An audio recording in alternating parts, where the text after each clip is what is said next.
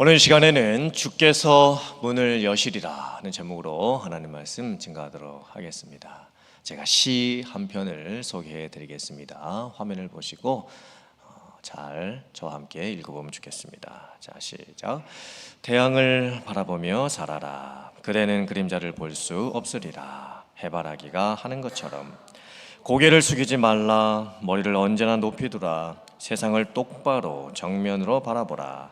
나는 눈과 귀와 혀를 빼앗겼지만 내 영혼을 잃지 않았기에 그 모든 것을 가진 것이나 마찬가지이다.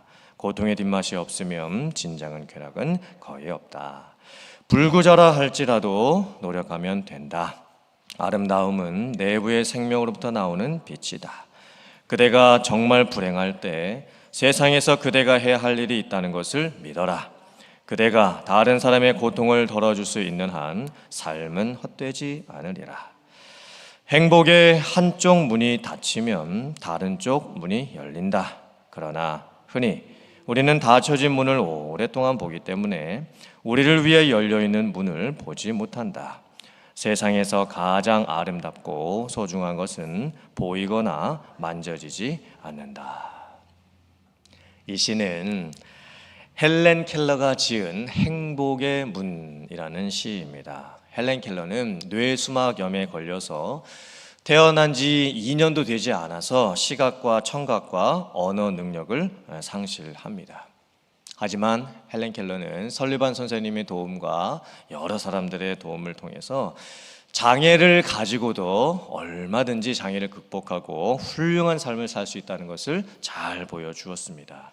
작가도 되었고 사회복지 사업가도 되었고 여성인권 운동가도 되었고 세계 유명 인사로 강연도 다녔고 대통령 자유 메달과 수많은 명예 박사 학위까지도 받게 되었습니다.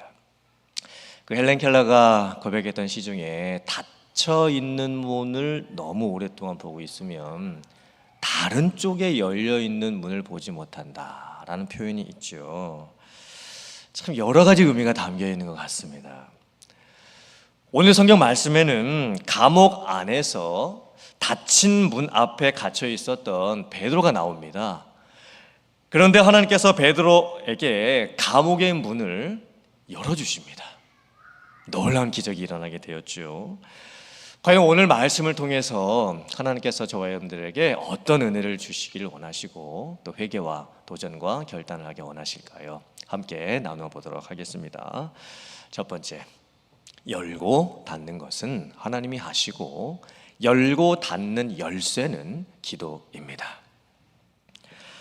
오늘 본문의 말씀은 교회가 당하고 있는 절체절명의 위기에서부터 시작이 됩니다. 헤롯 왕이 교회를 핍박합니다. 야고보 사도는 순교를 당했습니다. 베드로 사도는 옥에 갇혔습니다. 그냥 감옥에 갇힌 것도 아니고 개미 새끼 한 마리도 빠져나갈 수가 없는 철통 같은 감옥에 갇히고 말았습니다. 그리고 6월절이 지나고 나면 이제 베드로 사도는 사형을 당하는 순교의 위험에 처해진 상황입니다. 이 상황 속에서 성도들은 무엇을 할까요? 교회는 무엇을 할까요? 5절 말씀을 보면 이에 베드로는 옥에 갇혔고 교회는 그를 위하여 간절히 하나님께 기도하더라 말씀을 합니다. 간절히. 헬라어가 에크테노스인데 끊임없이, 열렬히, 그리고 고뇌에 찬 그런 의미입니다. 이 헬라어 단어는 예수님께서 십자가 죽음을 바로 앞두시고 전날 밤에 겟세마네 동산에서 기도하실 때에 더욱 힘써 간절히 기도하시니 땀이 땅에 떨어지는 핏방울같이 되었더라 했을 때 쓰였던 단어입니다. 즉 교회가 지금 간절히 기도한다는 것은 마치 예수님께서 십자가에서 죽으시기 전날 밤에 겟세마네 동산에서 몸에 땀을 흘리시는데 그것이 마치 핏방울처럼 변할 정도의 그 정도의 간절함과 절박감을 가지고 지금 성도들이 기도를 하고 있다는 의미입니다. 하나님께서 이 교회의 간절한 기도에 어떻게 응답을 해주실까요? 결론부터 말씀드리면 베드로 사도가 감옥에서 구출을 받지요. 기적이 일어납니다.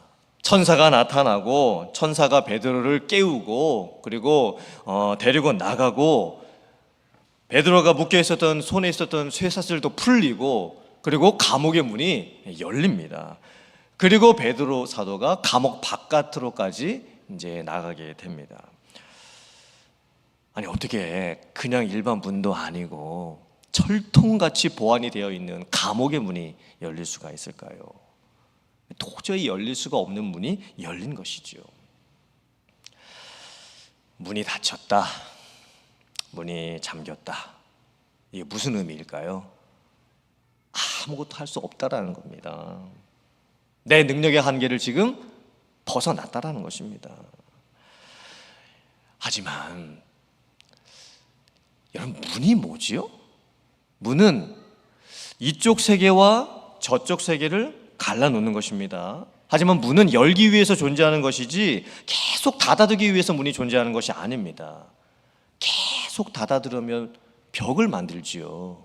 하지만 문은 무엇을 위해서 존재하는 것입니까? 반드시 언젠가 열기 위해서 존재하는 것입니다.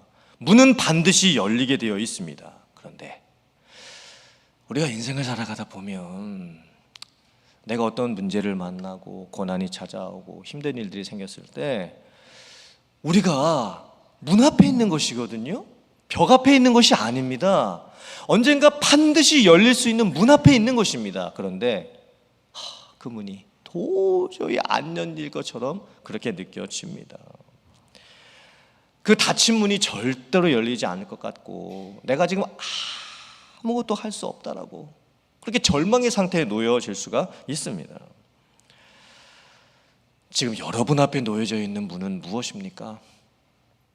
열릴 수 있을 것 같은데 이게 안 열리고 있어서 너무 괴롭고 답답한 그 문은 여러분의 삶에서 무엇입니까? 그 문이 어떻게 열릴 수가 있을까요? 문을 열고 닫는 것은 누가 하시는 걸까요? 내가 문을 열고 닫기 위해서 나는 무엇을 해야 될까요? 이사야서 22장 22절과 계시록 3장 7절 8절 말씀 같이 읽어보겠습니다. 시작. 내가 또 다윗의 집의 열쇠를 그의 어깨에 두리니 그가 열면 닫을 자가 없겠고 닫으면 열 자가 없으리라. 빌라델피아 교회 사자에게 편지하라. 거룩하고 진실하사 다윗의 열쇠를 가지시니 곧 열면 닫을 사람이 없고 닫으면 열 사람이 없는 그가 이르시되 볼지어다 내가 네 앞에 열린 문을 두었으되 능히 닫을 사람이 없으리라. 내가 네 행위를 아노니 네가 작은 능력을 가지고도 내 말을 지키며 내 이름을 배반하지 아니하였도다. 아멘. 이사야서 말씀과 요한계시록의 말씀이 똑같지요. 다윗의 열쇠를 가지신 분이 계시다. 그분이 예수 그리스도이시다. 그리고 예수님이 문을 여시면 닫을 사람이 없고 예수님이 문을 닫으시면 열 사람이 없다. 오직 예수님만이 그 문을 열고 닫으신다. 그 문이 무슨 문일까요? 구원의 문이지요. 그 문이 무슨 문일까요? 응답의 문입니다. 그리고 빌라델피아 교회 성도들은요, 그 예수님께서 문을 여시고 다시 닫으시는 분이시라는 것을 믿었습니다. 예수님께서 문을 열고 닫으신다. 이게 무슨 의미일까요? 예수님에게 통치권이 있다는 뜻입니다. 예수님에게 주권이 있다는 의미입니다. 예수님께서 이 세상 모든 만물을 다스리십니다. 이 세상에 존재하는 모든 것을 예수님께서 통치하십니다. 내 인생의 문도 예수님께서 여시고 예수님께서 닫으십니다. 우리가 인생을 살아갈 때 앞이 막히거나 길이 끊어지거나 문이 닫히거나 눈이 보이지 않는 것 같은 그런 한계 상황을 만나게 될 때가 있습니다. 어쩌면 지금 우리들의 상황이 그럴 수 있죠. 인플레이션과 또 아프기도 하고 죽기도 하고 실패하기도 하고 좌절하기도 하고 스트레스 받고 피곤하고 인간관계 갈등 겪고 수많은 상처받고 뭐 여러 가지 닫힌 문들이 지금 내 앞에 놓여 있을 수 있지요. 우리가 그 문을 어떻게 돌파할 수 있을까요? 먼저 내가 믿는 예수님이 누구신지를 고백할 수 있어야 됩니다. 예수님은 누구십니까? 문을 여시기도 하시고 문을 닫기도 하시는 분이십니다. 그리고 우리가 해야 될 일은 무엇입니까? 기도입니다. 기도가 그 문을 열고 닫을 수 있는 열쇠가 될 수 있는 것입니다. 빌라델피아 교회 성도들은요, 그 예수님에 대한 믿음이 있었습니다. 예수님께서 문을 열어두었다라는 의미는 구원의 문이 빌라델피아 성도들에게 활짝 열렸다라는 의미입니다. 아무도 그 구원을 빌라델피아 교회의 성도들로부터 뺏어갈 수 있는 것은 이 세상에 없다라는 의미이죠. 하지만 빌라델피아 교회 성도들은요, 참 교회도 작았습니다. 그리고 성도들도 참 약했습니다. 너무나 작은 능력을 가지고 있었습니다. 그 교회를 보면 저 교회가 뭘 할 수 있을까? 그 교회를 다니시는 성도님들 보면 아유, 저렇게 좀 여러 가지로 어려움을 당하시는 저런 분들이 뭘 할 수 있을 수가 있을까? 그렇게 느껴지는 성도들이었습니다. 그런데 빌라델피아 교회 성도들이 어떻게 합니까? 작은 능력을 가지고도 말씀을 가지고 끝까지 묵묵히 지키어 냅니다. 겉으로 봤을 때 빌라델피아 교회와 성도들은 무력한 것처럼 보였습니다. 초라한 것처럼 보였습니다. 하지만 빌라델피아 교회 성도들은요, 내실이 있었습니다. 속 안에 단단함이 있었습니다. 그 누구도 깨트릴 수가 없는 믿음이 있었습니다. 어떤 시련이 닥쳐와도 요동하지 않을 수 있는 그 믿음이 있었습니다. 그래서 빌라델피아 교회 성도들은요, 승리합니다. 사랑하는 성도님들, 여러분들에게 이런 구원에 대한 확신이 있으십니까? 내 인생의 문을 예수님이 여시고 그 열려진 문을 통해서 예수님께서 분명히 응답해 주신다, 이런 확신이 있으십니까? 시험은 잠깐이고 고난은 지나갑니다. 나는 지금 무엇을 가지고 이 닫혀있는 문 앞에 서 있습니까? 인간의 절망과 낙심과 한숨과 실패, 눈물, 이제 그 모든 것들은 거두시기를 바랍니다. 그리고 약속의 말씀 위에 굳게 서시고 빌라델피아 교회의 성도들처럼 세상의 힘든 상황들을 견디고 또 인내하면서 구원의 약속을 바라보고 최후의 순간에 넉넉하게 승리할 수 있는 여러분들 다 되실 수 있기를 주님의 이름으로 축원합니다. 아멘. 두 번째, 기적은 기대하는 자에게 찾아오지 않고 맡긴 자에게 찾아옵니다. 베드로가 감옥에서 나오게 되는 과정 가운데 참 독특한 모습이 있습니다. 천사가 베드로를 인도해서 쇠사슬이 풀어지고 닫힌 문들이 열려지면서 감옥 바깥으로 이렇게 나오게 되는데, 그 상황에서 베드로 본인은 이게 지금 꿈인지 생신지 환상인지 현실인지 처음에 구분을 하지 못하고 있었습니다. 나중에 감옥 바깥으로 나오고 나서야, 그제서야 베드로가 지금 이게 무슨 상황이고 지금 이게 어떻게 일이 일어난 것인지를 이제 깨닫게 되죠. 그래서 그때서야 이제 하나님께서 천사를 보내서 나를 감옥에서 꺼내주셨구나, 이렇게 이제 고백을 하게 되는 겁니다. 더 독특한 것은 베드로를 위해서 간절히 기도했던 성도들이 베드로가 감옥에서 구출된 것에 대해서 처음에 믿지 못하는 상황이 또 벌어집니다. 베드로가 감옥에서 나오고 나서 성도들을 찾아갔습니다. 그때 성도들이 뭘 하고 있었을까요? 모여서 기도하고 있었습니다. 마가의 어머니의 집에서 여러 사람이 모여서 여전히 계속해서 기도하고 있었습니다. 베드로가 대문을 두드리죠.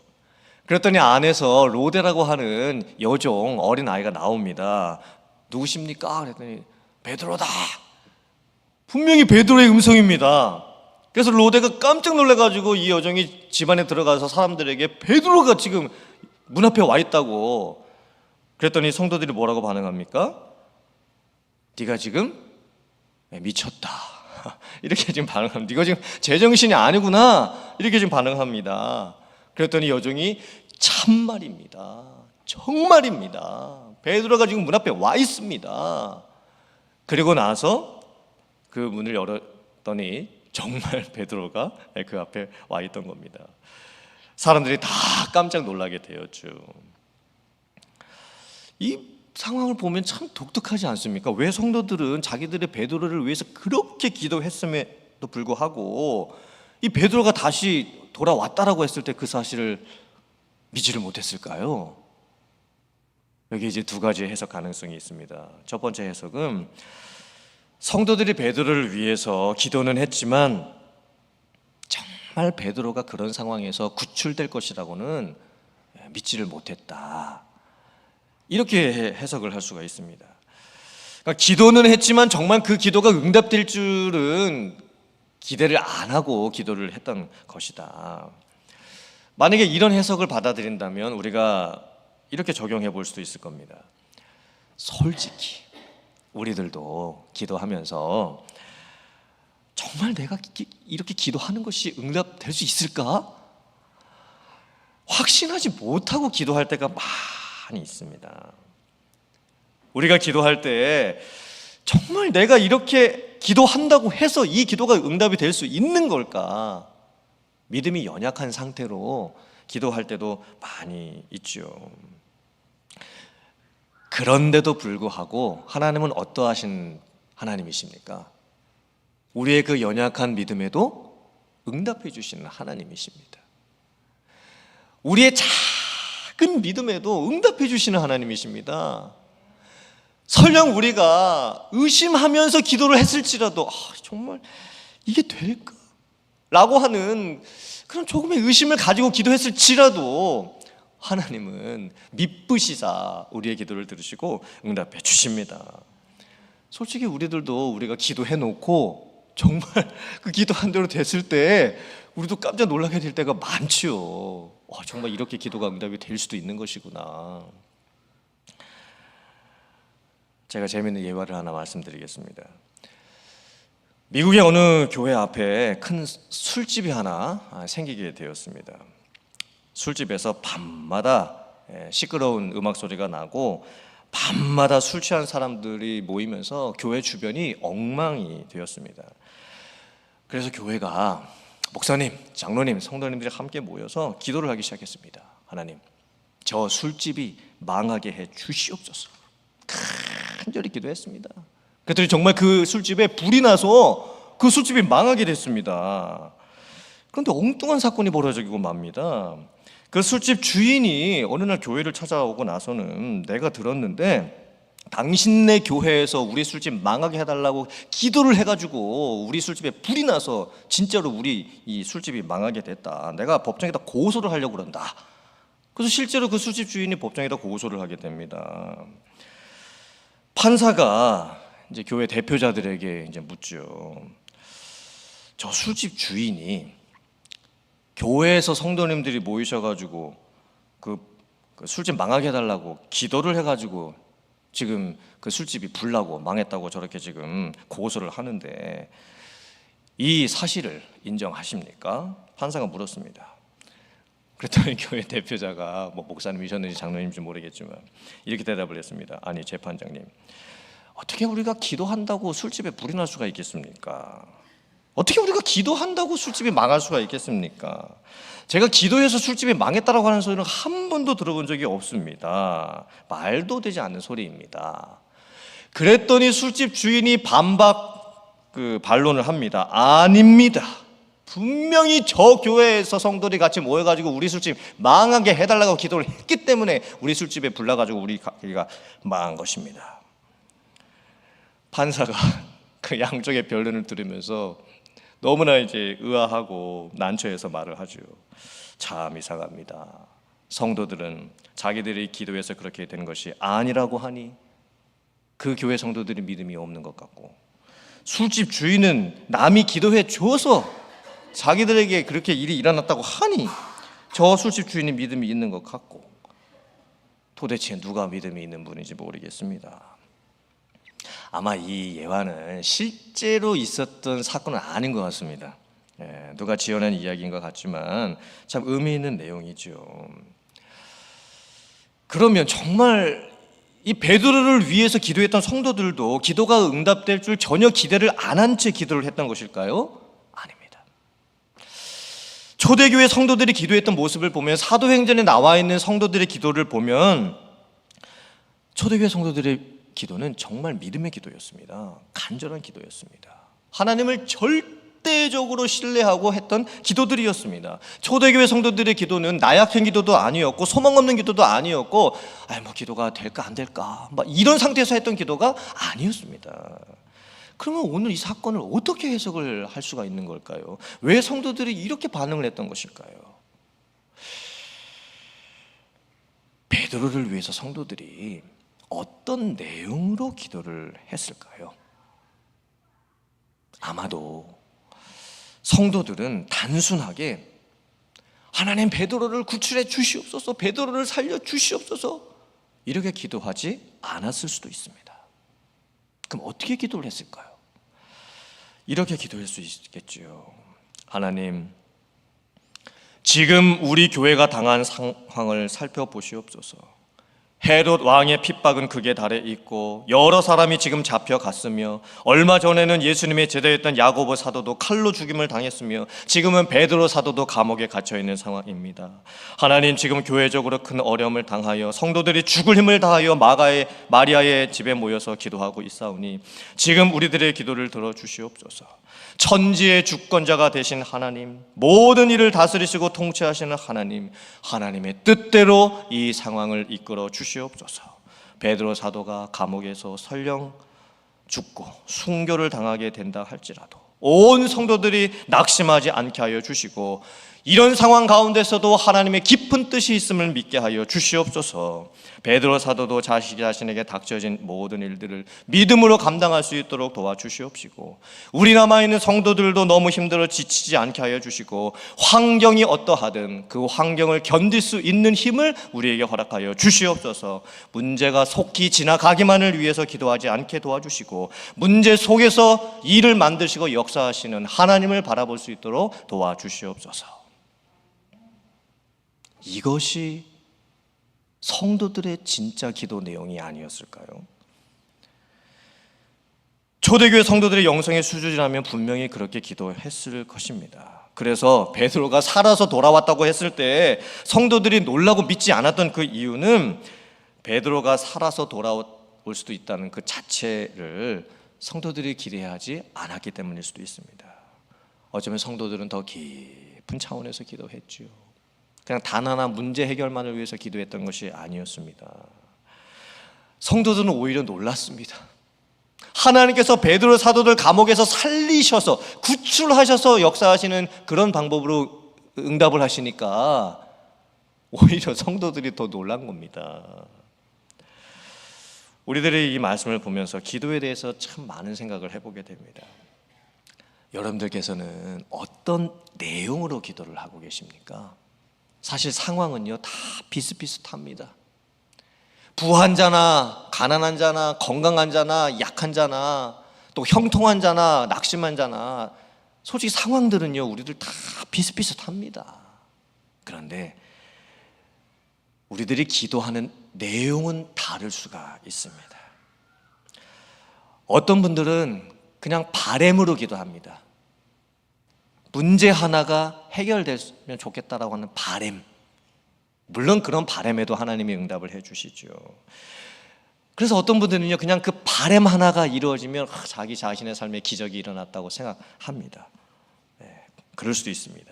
하지만 우리가 만약에 하나님께 모든 것을 맡기게 된다면 큰 일이든 작은 일이든 나에게 일어나는 모든 일이 기적이 될 수 있습니다.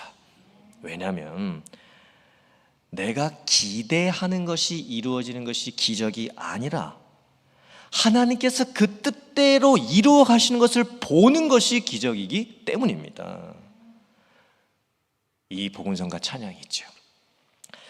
나의 기도하는 것보다 더욱 응답하실 하나님, 나의 생각하는 것보다 더욱 이루시는 하나님, 우리 가운데 역사하신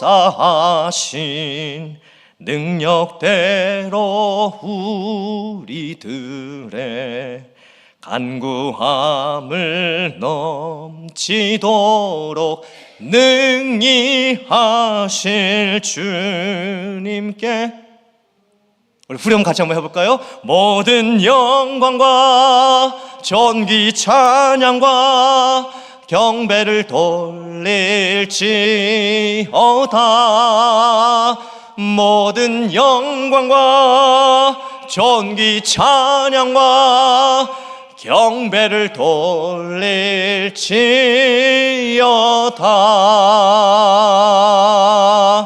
아멘이십니까? 아멘. 이 믿음과 신앙의 고백이 여러분들의 고백이 되시기를 주님의 이름으로 축복합니다. 그리고 그 믿음으로 살아가는 여러분들 되시기를 간절히 바라고, 문을 여시는 하나님, 기적을 일으키시는 하나님, 그 하나님 앞에 기도하며 승리할 수 있는 여러분들 다 되실 수 있기를 주님의 이름으로 축원합니다. 아멘.